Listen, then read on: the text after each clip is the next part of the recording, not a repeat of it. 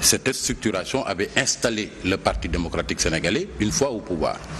Macky Sall, pour avoir longtemps séjourné dans ce parti, a été un témoin privilégié des dysfonctionnements et des crises permanentes qu'il y a toujours eu entre Abdoulaye Wade et ses différents numéros 2. Il a été aussi particulièrement témoin parce qu'il l'a vécu de lui-même quand le PDS est venu au pouvoir, la dualité qui a commencé à germer au sein du Parti démocratique sénégalais et qui s'est manifestée au niveau de l'État, au sommet de l'État, entre Abdoulaye Wade et Idrissa Seck. Et finalement, quand lui, il a remplacé Idrissa Seck comme Premier ministre et de facto comme numéro 2, il a été également gagné par le même syndrome, c'est-à-dire le numéro 2 qui vit en permanence en crise avec le leader du Parti démocratique sénégalais. Donc il a vécu sous cette psychose et il ne voudrait pas que son parti connaisse le même sort. Ça, c'est la première raison. La deuxième raison pour laquelle l'APR n'est pas structurée à ce jour, c'est que chez Macky Sall, c'est la logique de la coalition qui prime sur la logique de parti. Et c'est tellement vrai que dans l'histoire politique du Sénégal, l'APR est le seul parti au pouvoir qui n'a jamais été seul à une élection. Créé en décembre 2008, ensuite il y a eu aussitôt les locales, et c'est sous la bannière de Dekangor et de Benno Siggil Sénégal que le président et ses partisans ont été à une élection locale. Ensuite, il y a eu Macky 2012, durant le premier tour de l'élection présidentielle de 2012, puis quand il passa le premier tour, il y a eu Benno Bokk Yakaar. Et depuis lors, l'APR est un peu noyé au sein de cette coalition. Donc c'est la logique de parti, de coalition qui prime chez Macky Sall sur la logique de parti. Et à partir de ce moment, cette primauté accordée à la coalition ne peut pas ne pas avoir des conséquences dans le fonctionnement du parti. Et c'est pour cette raison que moi je considère cela comme une tare congénitale, mais avec quand même des raisons qu'on peut comprendre de la part de Macky Sall de n'avoir pas voulu jusque-là structurer son parti avec les conséquences maintenant que l'on connaît. Vous avez parlé d'implosion parce que c'est Louis XVI qui disait après moi le déluge, mais on a l'impression qu'avec Macky Sall c'est à peu près la même démarche, après moi le déluge, parce que quand on regarde un tout petit peu le cheminement de l'Alliance pour la République de 2008 à nos jours, on a le débat sur la structuration de ce parti a toujours en tout cas occupé tous les cercles. Il est vrai que ce que Momar a développé à mon avis est un développement pertinent parce que dans la logique où justement une structuration pourrait créer beaucoup de problèmes à cette formation politique-là, mais il faut dire que depuis les élections locales de 2009 sous la bannière de Dekangor d'une part et de Benno Siggil Sénégal d'autre part, les guerres intestines et la crise de leadership ont toujours été une réalité au sein de l'Alliance pour la République.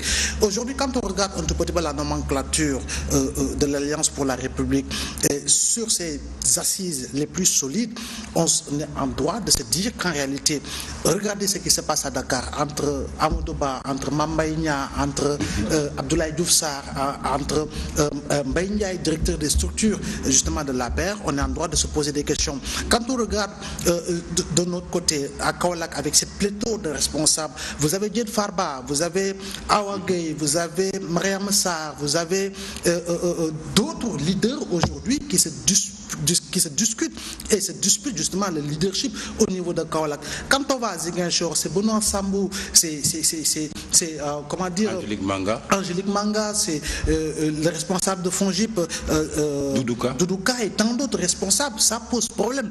Quand on va à Saint-Louis, là on est sûr qu'il y a un leadership incarné par Mansour Faye qui n'est pas n'importe qui, parce qu'aujourd'hui, quoi qu'on puisse dire, Mansour Faye pourrait même être considéré comme le vice-président du Sénégal compte tenu de cette manne financière justement qu'il gère, parce qu'il culmine autour de presque 1200 milliards et c'est tout à fait normal pour compte tenu justement des grands projets qui lui sont confiés par le président de la République. Maintenant, l'APR aujourd'hui, sa structuration continue d'être un débat, même si Mbaye Ndiaye, directeur des structures, lors justement du dernier anniversaire de cette formation politique, a essayé de donner des raisons. À mon avis, ces raisons sont des raisons superficielles, des raisons d'approche subjectivement politique, parce que tout simplement un parti qui veut survivre à l'après son leader, son créateur, doit aller dans le sens de structuration pour permettre à chacun de connaître qui est qui et de savoir que dans chaque localité, dans chaque département, dans chaque collectivité territoriale, il y a un responsable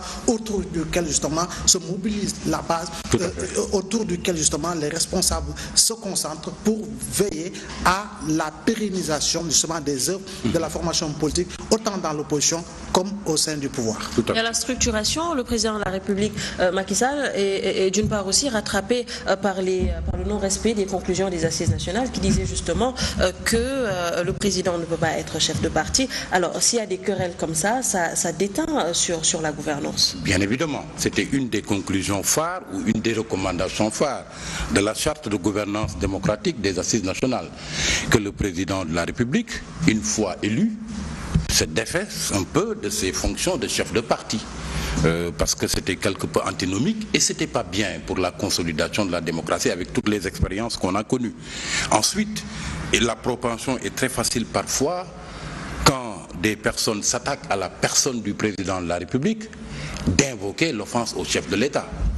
Alors que le mérite d'une fin de cumul entre les fonctions de chef d'État et de chef de parti, c'est que ça aurait permis au président de la République de prendre de la hauteur.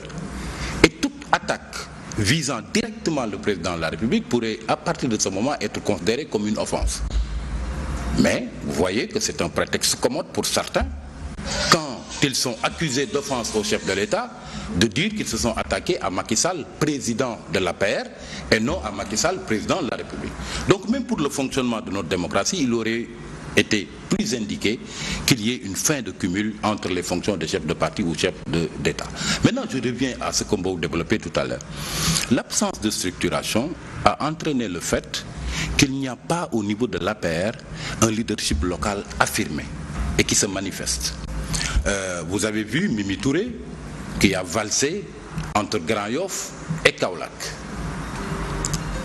Vous avez vu également quelqu'un comme Moustapha Cissé Lo qui a également valsé entre Touba Mbaké et aujourd'hui la Patte d'Oie. Macky Sall n'a pas daigné trancher le leadership au sein de Dakar entre Abdoulaye Diouf Sarr et Amadou Ba.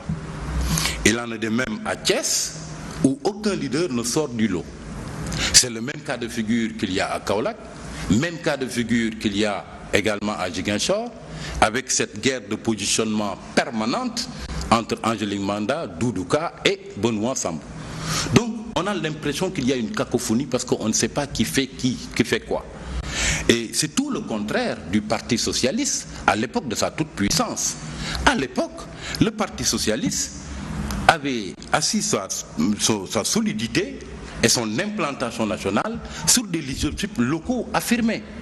Vous aviez Mamadou Diop à Dakar, Mbaye Jacques Diop à Rufisque, vous aviez à l'époque Djibo Leyti Ka à Linguère, Abdoulaye Diack à Kaolack, Abdoul Khadir Sissoko à Tamba, Dabi Diagne à Louga, Abdoulaye Chimère Diaw à Saint-Louis. Et c'est sur ces leaderships locaux que le parti s'était assis. Et c'est à partir du moment où ces leaderships locaux ont commencé à s'effriter, à se déliter, avec le fameux congrès de 1996, que finalement le parti a commencé sa descente aux enfers.